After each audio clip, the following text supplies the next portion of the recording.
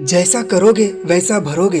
भागवत गीता में श्री कृष्ण ने कहा है कि कर्मों का फल हमें उसी तरह ढूंढ लेता है जिस तरह एक बछड़ा हजारों गायों के बीच अपने को ढूंढ लेता है। कर्म फल इंसान को भोगना ही पड़ता है। हमारे किए गए कर्म हमें ढूंढ ही लेते हैं, फिर चाहे वो कर्म अच्छे हो या बुरे हो। लेकिन हम लोग इस बात को ज़्यादा गंभीरता से नहीं लेते और हमें लगता है कि कर्म फल जैसा कुछ नहीं होता। हम अक्सर उन लोगों के बारे में बात करते हैं जो दूसरों के साथ बुरा करते हैं, लेकिन फिर भी कोई उनका कुछ नहीं कर पाता। यही सोचकर हम लोगों से ज़्यादातर लोग बुरे काम करने लग जाते हैं।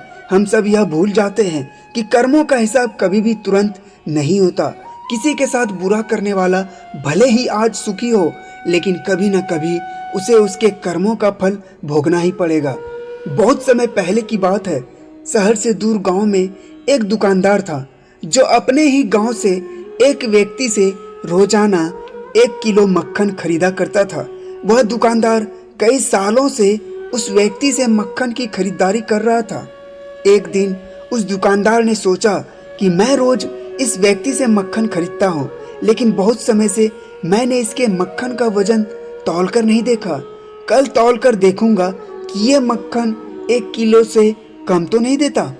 अगले दिन जब वह व्यक्ति मक्खन देकर गया, तब वह दुकानदार ने मक्खन का वजन किया तो देखा मक्खन सिर्फ 900 ग्राम है। उस दुकानदार को काफी गुस्सा आ गया।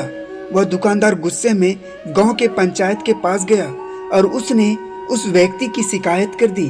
गांव की पंचायत बैठी और उस व्यक्ति को बताया गया कि तुम पर इस दुकानदार ने धोखा देने का आरोप लगाया है। तुम इस दुकानदार को देने वाले मक्खन में हेरा फेरी करते हो और हर बार तुम इसे 1 किलो मक्खन की जगह सिर्फ 900 ग्राम ही देते हो। क्या तुम्हें अपनी सफाई में कुछ कहना है?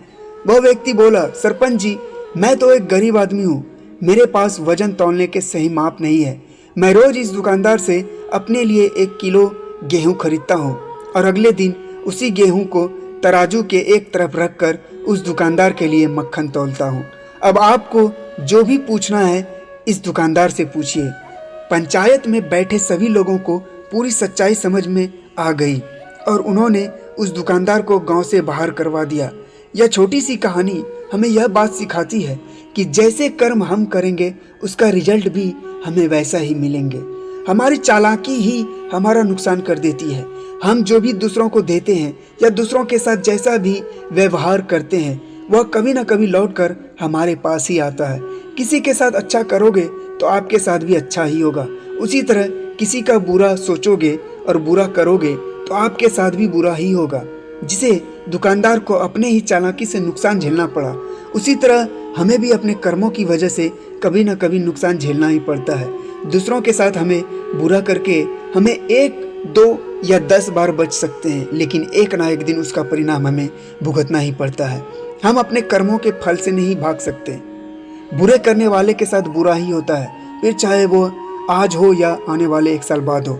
उसी तरह अच्छा करने वालों के साथ अच्छा ही होता है। कई बार हमें यह लगता है कि दूसरों के साथ गलत करके हम बच जाएंगे, लेकिन ऊपर वाला हर किसी के कर्मों को देखता है और उनका हिसाब रखता भी है और ज़रूरत पड़ने पर हिसाब बराबर भी कर देता है। इसलिए कभी भी गलत ना करो और ना ही कभी यह सोचो कि उल्टे सीधे काम करके हम बच जाएंगे। जिंदगी को बेहतर तरीके से जियो, ईमानदार बनो। ज़्यादा कमाने या फिर सिर्फ अपना ही फायदा देखने के चक्कर में किसी के साथ गलत कभी ना करो। हमेशा याद रखो, जो जैसा करेगा वो वैसा ही भरेगा। दोस्तों, अगर वीडियो अच्छी लगी हो तो लाइक और सब्सक्राइब जरूर करना और वीडियो को शेयर भी करना। प्लीज़ चैनल को सब्सक्राइब जरूर करना मेरे दोस्त।